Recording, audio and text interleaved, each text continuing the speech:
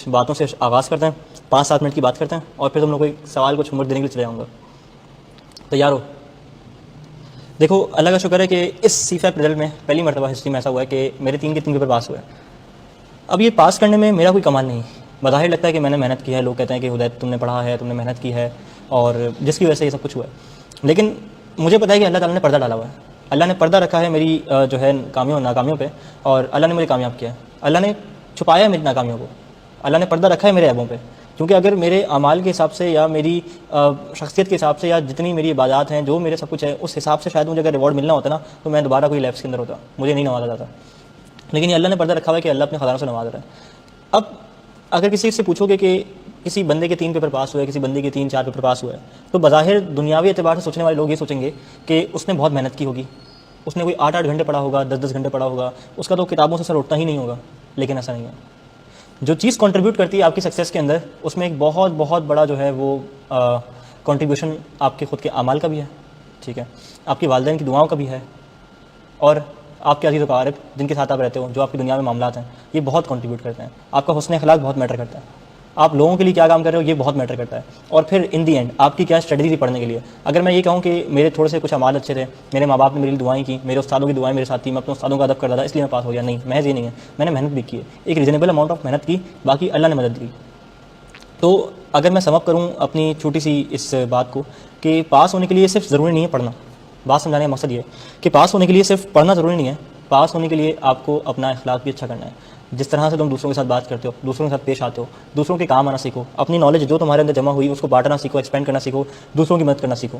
اس کے علاوہ نماز پڑھو. کل کی کلاس میں قرآن پاک کے اوپر بہت بات کی تھی کہ قرآن پڑھو, اللہ سے مانگو, اللہ سے دعا کرو. تمہاری اگر ماں حیات ہیں, اللہ ان کو لمبی عمر دے, تو اپنی ماں سے کہا کرو کہ میرے لیے دعا کریں. ایک بندہ نبی کے پاس بہت پریشان آیا, تو نبی نے ہمارے کیا کہا اس کو, نبی صلی اللہ علیہ وسلم نے کیا کہا کہ اپنی ماں سے کہو تمہارے لیے دعا کرے. تو جن کی ماں اللہ نے کرے نہیں ہے تو وہ اپنی خالوں سے کہیں, کیونکہ خالہ ماں کے بعد ماں کا درجہ رکھتی ہے.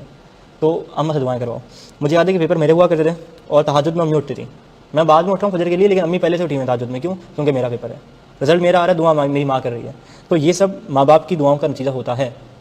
کچھ لوگ بہت محنت کرتے ہیں, بہت بہت ٹاپر ہوتے ہیں, بہت کوئی توپ پڑھ رہے ہوتے ہیں, سب لوگ کلاس میں تعریف کریں گے اس لڑکے کی, اس لڑکی کی کہ اس نے بہت کمال پڑھا ہے, اس کا تو میرٹ آ جائے گا. لیکن شاید اس کے اپنے اخلاق اپنے گھر والوں سے اچھے نہیں ہیں. نبی کا ارشاد ہے نا, جس کا مفہوم یہ ہے کہ تم میں سے بہتر وہ ہے جو اپنے گھر والوں کے ساتھ اخلاق میں اچھا ہے. کم و بیش یہی الفاظ ہیں, کوئی کریکٹ بھی کرتا اگر میں غلط کہہ رہا ہوں. تو اپنے اعمال میں سب سے پہلے یہ دیکھو کہ کیا تمہارے ماں باپ تم سے راضی ہیں. اگر تمہارا باپ تم سے راضی ہے, تمہاری ماں تم سے راضی ہے, تمہیں کامیاب ہونے سے کوئی نہیں ہو سکتا. کیونکہ باپ نے دل سے دعا کری, ہاتھ اٹھا کے, اللہ تجھے خوش رکھے, اللہ کامیاب کرے, اللہ پیپر پاس کرے, اللہ صلہ دے, اللہ اجر دے. ماں نے دعا کر دی ہاتھ اٹھا کے, یہ بہت بڑی چیز ہے. تو میں اپنی کامیابی میں ایک فیکٹر اس کو مانتا ہوں کہ اگر میرے پیپر پاس ہوئے نا, تو اس میں سب سے بڑا کنٹریبیوشن کیا ہے, میرے ماں باپ کی دعاؤں کا. دوسری ایک بڑی چیز جس کو میں بہت ویلیو کرتا ہوں, اور یہ آج سے نہیں پچھلے 8-10-12 سال سے میں اس چیز کو ویلیو کرتا ہوں, استادوں کا احترام. ماں باپ کے بعد جو دنیا میں تمہارے لیے مخلص ہوں گے وہ تمہارے استاد ہوں گے, جنہوں نے تمہیں گروم کیا, گائیڈ کیا, آج اس مقام تک پہنچایا. بھلے وہ میرے اسکول لیول سے ہوں, کوچنگ لیول سے ہوں, پھر AFC, کیف, سی فیپ, MS, جتنے لوگ ہیں نا, یہ سب سیڑھیاں پکڑ کے کھڑے ہوتے ہیں, اور ہر ایک نے میری کامیابی میں نا بہت بڑا کردار ادا کیا ہے. تو استادوں کا ادب کرو, دل سے دعا کرو اپنے استادوں کے لیے, اپنے استادوں کی دعا لیا کرو, ان سے کہو کہ میری دعا کرو. کراچی میں تو سب سے بڑا ایڈوانٹیج مجھے یہاں پہ یہ ہے کہ چلو یہاں پہ سر احمد ہیں, اور کچھ ایسے استاد ہیں میرے کراچی موجود نہیں ہے, لاہور میں, اسلام آباد میں, کسی بھی شہر کے اندر ہیں, تو میں ان سے کال پہ بات کرتا ہوں, اینڈ جو ہے میں ان کو یہ فیل کرواتا ہوں کہ بھائی آپ بہت اہم ہو میری زندگی میں, آپ کا بہت بڑا کردار ہے میری زندگی میں.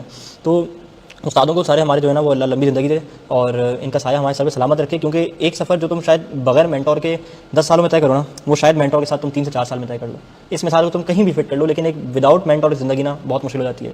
تو find your self a person جو تمہیں سمجھے, جو تمہیں سکھائے, جو تمہیں پلان آؤٹ کرے, جو تمہیں دینی دنیاوی علم سکھائے, اور تمہیں بتائے کہ تمہارے لیے کیا اچھا ہے کیا برا ہے. صرف پڑھنا کسی اچھے ٹیچر سے, کسی قابل ٹیچر سے کافی نہیں ہے. اس ٹیچر سے پڑھو, ایسا مینٹور ڈھونڈو جو تمہیں دین کی طرف بھی لے کر آئے, دنیا کی طرف بھی لے کر آئے. تیسری اور آخری چیز, دوست. انسان کا جو سرکل ہے وہ بہت میٹر کرتا ہے.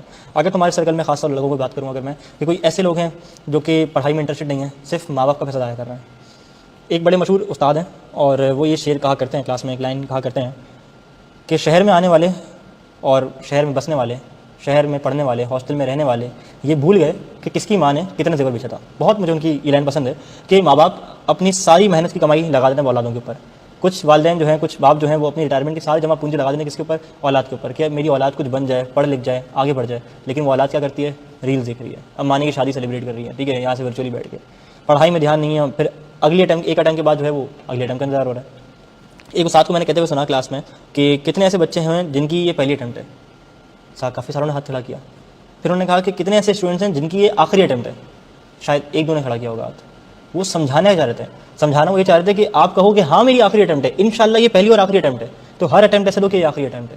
مجھے اپنے سی اے کی جرنی میں نا 2 پیپر سے بہت ڈر لگتا تھا, یقین مانو, ایک کاسٹنگ اور ایک بی ایف ڈی.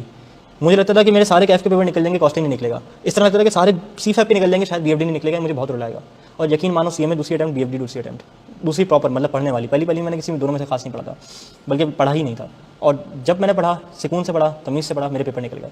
تو اگر سم اپ کروں اپنی ساری بات کو, تو تمہارا اخلاق, تمہارے گھر والوں کے ساتھ تمہارے تعلقات, تمہارا فرینڈ سرکل, پھر تمہاری پلاننگ اور محنت بہت کام آتی ہے. تہجد پڑھو, اللہ سے دعا مانگو, پلاننگ کرو اپنے کورس کی کہ کب کورس ختم ہو رہا ہے. میرے پاس 30 دن بچیں گے, 30 دن میں سے شروع کے 10 دن, 12 دن, 14 دن مجھے اپنے کورس کو ریوائز کرنا ہے. ریویژن کرنے کے بعد مجھے جو 5 روپے کلاس میں ہو گئے اتنا ہی کرنا ہے پہلے راؤنڈ میں. ہر کورس کو ریوائز کرنے کے لیے 2 راؤنڈ چلاؤ. پہلا راؤنڈ جو کلاس میں ٹیچر نے کروایا وہ, اور جتنا کروایا اتنا ہی دوبارہ کرو. اس کے بعد ایئرلی پاس پیپر اٹھاؤ, ایئرلی پاس پیپر ختم کرنا شروع کرو. تو یہ ترتیب رہتی ہے کچھ, ٹھیک ہے میں آتا ہوں. تو یہ کچھ ترتیب رہتی ہے کورس کو پڑھنے کی, سمجھنے کی. اور بس تھوڑا سا لنچ بریک ہو گیا, آج شاید دوستوں نے منگا